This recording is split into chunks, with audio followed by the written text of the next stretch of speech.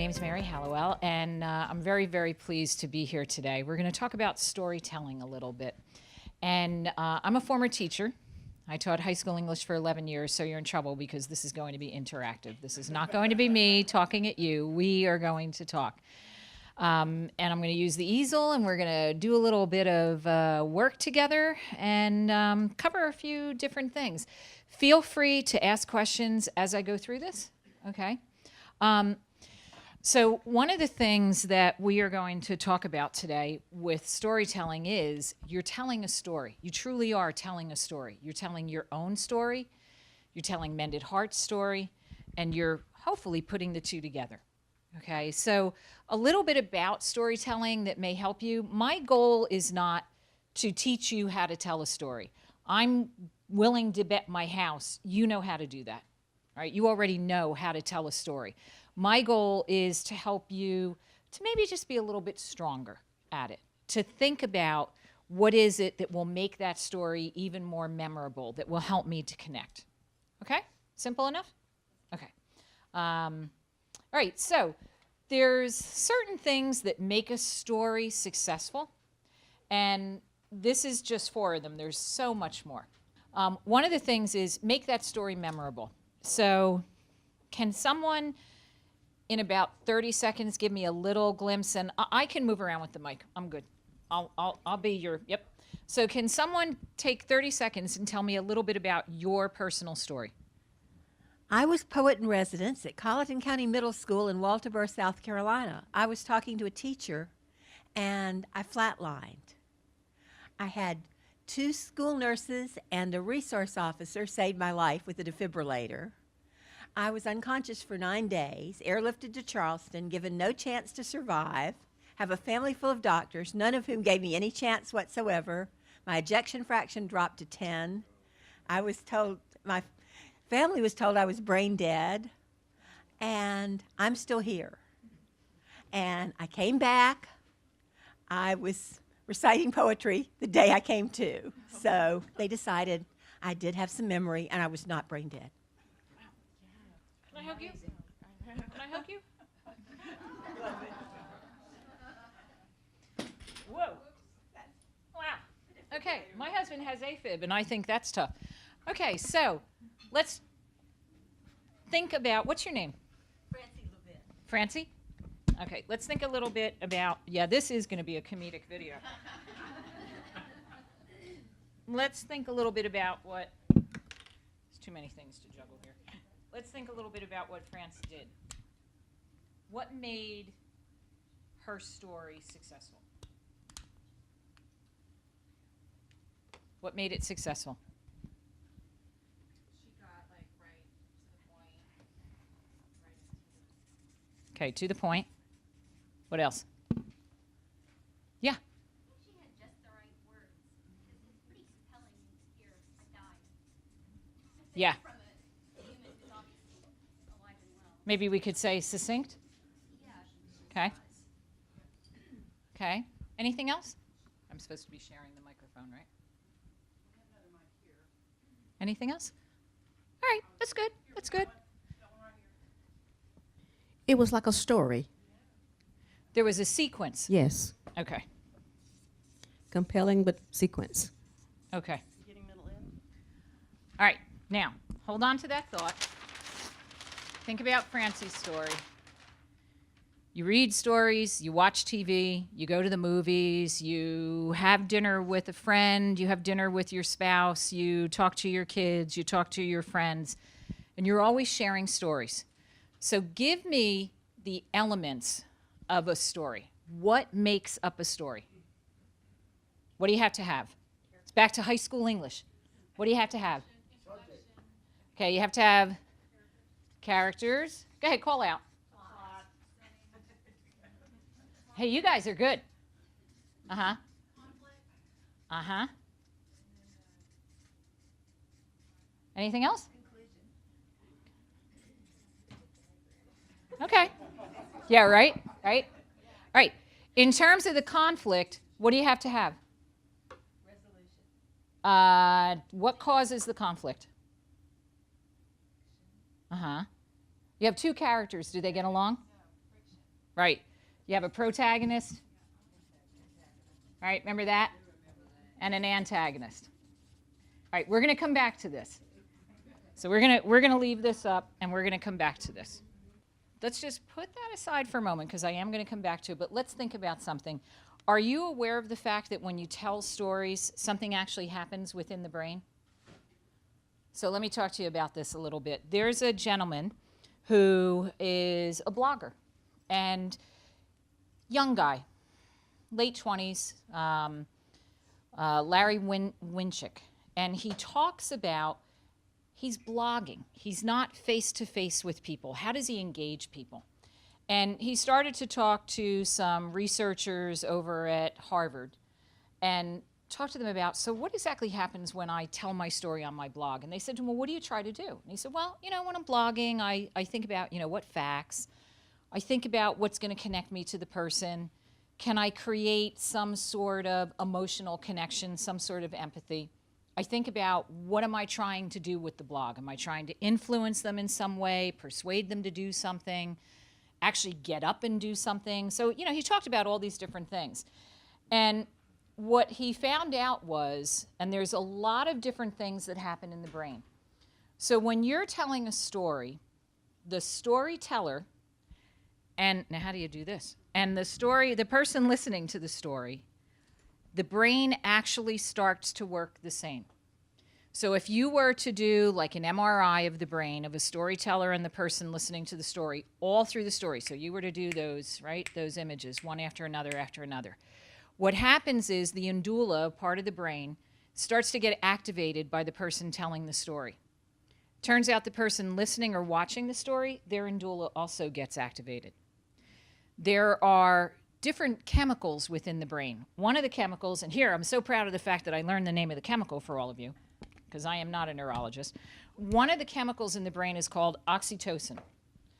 And what happens is these researchers from Harvard drew blood for the person listening to a story. And over the course of a decade, they got deeper and deeper into their research, and they were actually able to figure out, without being too invasive, how to draw blood all through the telling of a story, not just at the beginning, at the end, which is what they originally started to do in their research. And what they found was, when a person is telling a story, that listener or watcher actually has oxytocin released 1,000 times a second by the brain when telling a story, if the story is compelling, if the story connects emotionally. You see, oxytocin is a neurochemical that causes empathy. It causes a person to feel empathy. So when you're telling a story, you are trying to develop some sort of empathy with the person who's listening to your story. Okay, so let's try something. How many people have seen Star Wars? Okay, pretty good. Darth Vader? Okay. Right, Darth Vader. I can't do Darth Vader very well. Do you like Darth Vader or do you hate Darth Vader when you first see him? Hate him. Can't stand that man. All dressed in black, black helmet. I can't see his face. He's got that breathing problem. Okay. He's, the gloves, does all these things to people. He's horrible. He's cruel. Luke, what do you think of Luke? Love him, right? Young kid, loses his parents, loses his aunt and uncle, leaves his planet in hopes of trying to find, help Obi-Wan Kenobi, stumbles on, the what's it called? The thing of Leia, from the robot and everything, right? So you love to learn Luke. For 2 movies, 2 3/4 of a movie, you hated Darth Vader. And when he said, "Luke, I am your father," how did you suddenly feel about Darth Vader? Yeah, definitely more compassionate, right? You started to say, okay, wait a minute. He's Luke's father. This guy can't be all that bad, right? There's got to be something there. He turned out him. And then you learn in the later movies about him, and now you don't hate Darth Vader nearly as much as you used to. What was happening was they had built a story that put that oxytocin in your brain going click, click, click, click, click all through the movie. You started to develop an empathy. You started to develop the same emotions. Like you walked out of that movie at the end when, Luke's like, oh my God, he's my father. And then you walked out of the movie with the same emotions he had. James Bond.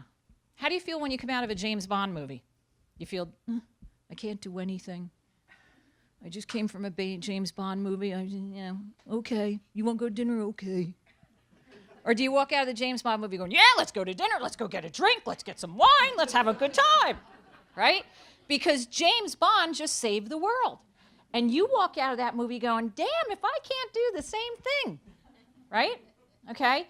Oxytocin. It was going and going and going for 2 hours all through that movie.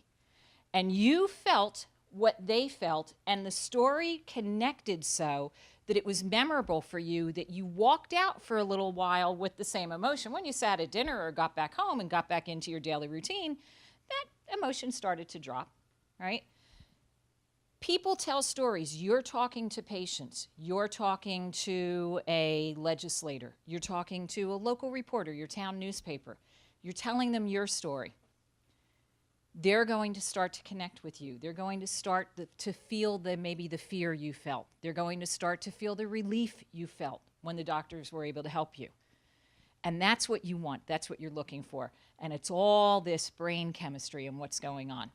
So I went into the restaurant at the hotel. I actually ended up staying over at the Marriott. And I went to the restaurant last night and I ordered a grilled cheese. 2 pieces of white bread. They had a couple pieces of cheese in the middle. They toasted it. Cheese was melted. I ate it. Okay. I went into the restaurant at the Marriott last night and I decided I wanted grilled cheese. And when that grilled cheese came, it was Texan bread. It was that thick. It was perfectly toasted on the outside. The inside of the bread was nice and soft. The cheese, they had cheddar, they had fontina, it was melted, it was gooey. When I took a piece of the bread, when I took it just stretched, and I tasted it, it was creamy. The taste was unbelievable. Which story was better? Why? What started to happen for you as I told that second story? You were tasting the cheese, you were tasting the sand. Were you picturing it? Were you picturing 2 slices of white bread, they slap a piece of cheese in the middle? You weren't exactly picturing 2 grades. It was probably a grilled cheese sandwich about that thick, right? So the other thing that happens is when you tell a story, you want to appeal to the senses of the person you're talking to, whether it be just auditory listening, really listening to what you're saying, whether they're picturing what's happening, whatever those senses are that you want to appeal to. So this is also part of what they had discovered in the research, was not only is there the oxytocin that starts to fire, but within the brain, the senses, there are synapses that start to fire, that the senses start to become on par with those of the person who's telling the story. So think about that a little bit when you're telling a story. The other thing to think about is the more simple your story, the more successful your story. So Francie told the story in about 30, 35 seconds, all right? It was very simple. She didn't go into a lot of description, though she could have, and depending upon the situation, would, okay? But I had asked you, could you do it in a minute or less, which you did, thank you, okay? You were telling not just me, but you were telling everybody here, though you were looking at me, okay? So when you were telling it, were you thinking you were just telling it to me, or were you thinking you were telling it to everybody? I was thinking of telling it to everybody. Okay. And in telling it to everybody, could you have drawn out that story? Yes, I could have definitely drawn it out. I was trying to do it like a commercial in 30 seconds. Okay. I used to be in advertising, so Okay. I'm a writer, so. All right, and being a writer, you're succinct with your words, too. Very good. Thank you. How many of you, when you were dealing with your doctor for whatever situation you were in, the doctor would start to talk to you and you just kind of glazed over, right? My husband was diagnosed with AFib. We didn't even know he had AFib. Once he was diagnosed, we actually figured out that he actually had it for about 3 years. We had gone to St. Andrews in Scotland, and he's a golfer, had to golf St. Andrew. Gets out there at 4 o'clock in the morning. It's pouring rain. You know, the wind is whipping. The North Sea looked like we were in the middle of a hurricane. And it's cold. It's August. And it was the equivalent of about 36 degrees. Okay? He's out there at 4 a.m. They wait. They put him in with the first group out. 3 young guys. My husband at that time was 60. And he's playing golf. I go to the health club, working out. I come back. And it's maybe 8 o'clock. So I'm thinking, well, if he got into the first tee time, it was a 7 a.m. tee time, he's not going to get back until at least 11. And I walked back into the room, and he's laying in bed out cold. And I'm thinking, okay, this isn't good. So, you know, I waited for him to sleep a little bit, and then I woke him, and I said, what's going on? And I looked at him, and I really hadn't taken too much of a look at him when I first got into the room. He was asleep. I figured I don't want to bother him. I looked at him. He was gray. And my husband suffers from vertigo. So in my head, when he was back in the room, I thought, oh, he probably had a vertigo episode, which is why I thought, let me leave him alone. But when we started to talk, he said to me, I fainted on the golf course. And the 3 young guys golfing with me ran, they got somebody, you know, and they helped me back here to the room. He ended up in bed for about 8 hours. Okay, now if you have AFib or know somebody with AFib, you know that's unfortunately routine when you have an episode. Now that was in 2011. He finally got to a cardiologist in 2014. And when the cardiologist diagnosed it with AFib, we thought it was the dizziness, the vertigo. When he diagnosed it, so here I am, I work for a pharmaceutical company that sells cardiovascular products and happens to have one for AFib, by the way. So I go on the website, and I'm, the patient website, and I'm reading everything, and I'm saying, yeah, fatigue, dizziness, fainting, and everything is making sense. And my husband comes in, he was working at that time, he comes in, and I said to him, do me a favor, give your cardiologist a call in the morning. Well, why? What's the matter? I said, tell him you've had this for 3 years. And he goes, what are you talking about? And I tell him what I found on the website. And we started to realize that not just that episode, but we were down here in D.C. for Cherry Blossom Festival. We're walking up to Pennsylvania Avenue for the parade. He's lagging behind me like about 100 yards behind me. And I kept thinking, what is the matter with him?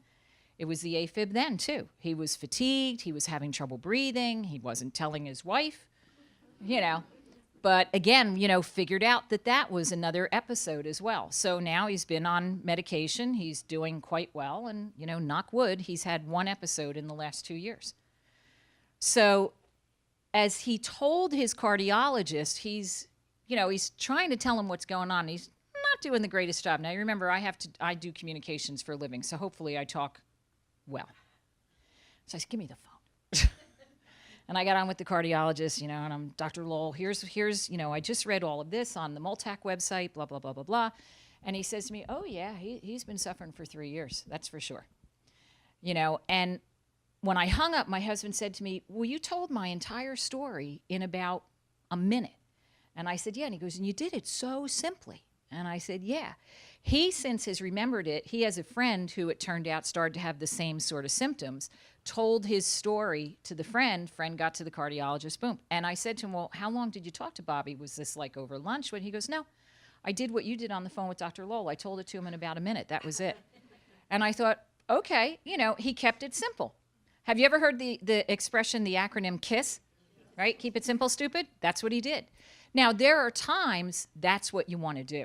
And then again, there are times where you really want to give more detail. You really want to paint a picture, okay? Especially if you're trying to influence somebody. You're not going to do it in a minute. Now, you have very powerful stories. In 1 minute, you will build a foundation and a framework that will absolutely draw your audience in. But then you need to build that like a beautiful mansion, right? You need to build that story. And that's what you want to think about is, what are the things I want to do in building the story? Who are my characters? What's the story? What's the plot? What's the setting? Where was I? What happened when I was there? What's the conflict? Are you the hero? When you're telling the story of what happened to you, are you the hero? Let's say you're talking to a patient. What's your name? Megan. Suppose I had AFib and I was talking to Megan. She's just been diagnosed with AFib and I'm trying to help her to understand what to expect. Who's the hero, me or Megan? Megan. It was a good guess, right? It was 50-50. Okay. But you are not the hero in what you're doing. You will be in the patient's eyes, in the legislator's eyes, in the reporter's eyes. But in the person's eyes who you're talking to, that person is your hero as you're telling the story, because you're trying to help them to overcome, to find the courage, to find the strength to overcome something, which is exactly what the mythological hero always does, right? They're put in a situation, they find out they've got some amazing powers or are given some amazing powers. In this case, it might be some extra courage. It might be a little more sense. Go do the exercise your doctor's telling you to do. Take the medication your doctor's telling you to take. And they've got this kind of newfound power that then helps them to overcome the situation. So in reality, you're making that person the hero. It's a little twist, okay? So a couple things to think about. There's different types of stories that you're telling. So one is, who am I? And I think on a one-to-one, you're always telling that story. So I took the train down from Newark yesterday, from Newark, New Jersey to here, 2.5 hours on the train. I go to sit down, and I was just as poised as I was here. I'm bumping into people. The train has started moving. I'm like, oh my God, a seat. And this gentleman, probably maybe 5-6 years older than me, was sitting. And I spot this book in his lap. Now, excuse me, I hope I'm not going to offend anybody. I'm Catholic, and I happen to read at Mass. And there's a book that the church gives you where the readings are in it, and you can practice your readings before you get to Mass and get up there. And he had the book in his lap. And I said to him, and I thought, okay, this is good. This guy is, I got somebody that, I wasn't planning on talking to him. I had work to do, right? But I thought, I don't know why I thought, okay, I'll sit down next to this guy. So I did, and he was very nice, and hello, just the niceties, right? And he starts to read the book, and I couldn't resist. And I said to him, listen, hope you don't mind, Catholic? And he goes, yeah. And I said, yeah, I have the same book. For 2.5 hours, we talked. The next thing we knew, we were pulling into Union Station. I found out that he's got 3 kids. One's a lawyer, lives up in Connecticut. One's a daughter who's an oncology nurse over in New York at Presbyterian Hospital, and one is an oncology physician who works out of, I can't remember, it was a community hospital in the Maryland area, okay? Found out about his career. He talked a little bit, we talked a little bit about my career. We talked about my husband and the AFib and what was I doing coming to DC. He's from DC. Talked about Mended Hearts. He didn't know what Mended Hearts was, so I got to tell him a little bit about that because, see, I did my research before coming here, okay? I'm no dope. All right. And when we got off the train, we walked out of Union Station together. I go to get on the taxi. He's got somebody picking him up, and he says to me, I hope I run into you again. It was really nice. And I said, well, I'm going to be back here tomorrow evening, if we catch each other. But I thought to myself, if I ever see, and his name was Brian. I don't even know what his last name was. But if I ever see him again, I'll remember him because of the stories we told, right? And they were the simple, who am I story? And in my case, why am I here? Why am I coming to DC? He's local. Why am I coming to DC? There are times you're going to tell a story to teach. So when you're talking to a patient, when you're talking to a caregiver, a family member, especially in those one-to-one situations, you really are trying to teach them something, I would think, okay? If you're up in front of, like when we were in here earlier during the plenary session, right, and the congressional staff members were here, and Congressman Smith's staffer was here. And I don't know the gentleman's name who was sitting at the back table and asked a question. There was a teaching going on between the staffers and all of us, right? Okay? They weren't exactly telling one long story. They were giving you snippets of stories. And to be quite honest, I don't really remember all those little snippets, but I do know they were giving me just a little glimpse of what they were doing. And they were teaching us, like I had jotted down 2 things. Make sure you know your audience when you go in, right? So if that congressperson is a sponsor of a bill or a writer of a bill, you better know it when you go in. Remember that one? Okay. And then the other thing they taught was make sure that you get your point across very succinctly, because they're listening to what? 10, 20 different stories a day. Okay. So in those few, and I was only in the room maybe 20 minutes. So in those 20 minutes I was in here, I got that out of it. They were teaching us. That was the point of that panel. There's other types of stories too. What's your vision? So does Mended Hearts have a vision or a mission? Right? To inspire and improve the quality of life of patients, families, and caregivers. Okay? All right? You want to get that vision across, not so much when you're talking to the patient one-to-one, but if you're talking now to local newspaper, Kiwanis Club, whatever it is, you want to start to blend your story with the Mended Heart story. You want to bring the two together. And there may be an instance where you want them to understand the vision or the mission of Mended Hearts. Right? So you can tell stories related to that. Values and actions, you're doing it every day, all the time. Okay? And it's not necessarily just with Mended Hearts. If you have children or grandchildren, nieces, nephews, you're probably telling stories where you're trying to get them to learn a value. Okay?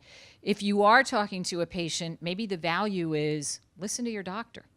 Listen. Okay? So again, lots of different stories. And the last one, I know what you're thinking. Did you ever tell a story, and as you're telling the story, you're looking at the person and you're going like, I'm looking at Megan, and Megan, I'm going, she knows what I'm thinking. I'm not getting anywhere with this one, right? And all of a sudden, you might adjust your story. There are times that's going to happen where you're up there and you're saying to yourself, oh my God, I'm not getting anywhere because this audience knows exactly where I'm going. So you have to quickly adjust your story. So, think about as you think about your audience, what is it that I'm trying to do? What type of story it is? Okay, now, story elements. And I just went back to my childhood. I was like, I can't resist. I got to put in a Disney picture. So key elements to the story. One is get to the point. So I was in, I forget the name of the room, doing the first session before lunch. And I asked the same question I asked Francie. I said, could somebody do me a favor and tell me your story in 1 minute or less? 5 minutes later, the person was still telling their story. And it was a very compelling story. I felt bad interrupting them 3 times to try to get them to stop, okay? So, try to organize yourself. Take some time and prepare and try to organize yourself so you can get to the point of the story. Are you familiar with Stephen Covey? 7 Habits of Highly Effective People? Effective people, not affected. He's... there's another one for you people watching the video. I hope you're enjoying this. So one of the things he says is start with the end in mind. That is how you will get to the point. Okay? What is it you're trying to do? Are you trying to persuade? Are you trying to educate? Are you trying to impart a vision, right? What we just talked about. Get to the point knowing where you want to be. The other thing you want to do is entertain. And I don't like the word entertain as much as I like the word engage. Okay? I hope in the stories that I'm telling you, the story I told you about my husband, that I was engaging you, that I was drawing you in, that I at least had your ear for 8 seconds. Okay? So think about how do you tell that story to engage people, to draw them in. Show, don't tell. Okay? What do you think this one means? I'm curious. It's not like you're going to go, look at the scar I've got. Painting a picture with your words. Yes. Okay? Say that again. Painting a picture with your words. All right? The senses, that is exactly it. Paint the picture. So Dr. Weber, that video I just showed you, as he was talking about, the receptor and it was the thief who had stolen the car, who was trying to get off the highway, and what did the police do? You were picturing it. You understood what he was saying. So that's this show, don't tell. Introduce a hero. Who is the hero? The hero could be the reporter you're talking to, because he or she is going to be your hero in the sense of helping you to spread the word, right? Helping you to get your story out there. It could be the congressional staff member you see when you go up to the Hill. It could, or to the local office where your congressman is located. It could be the doctor or doctors you're talking to if you were to give a speech at a hospital. Okay? They're the heroes. They're the people that have that power that you want them to use. Okay? And then finally, make me care. Right? The grilled cheese with the 2 pieces of white bread and the cheese slapped in the middle, I didn't make you care. But when I talked about that grilled cheese on the Texan bread and how it melted and I made you care. I made you stop and listen for a minute. And that's what this is about, making it memorable.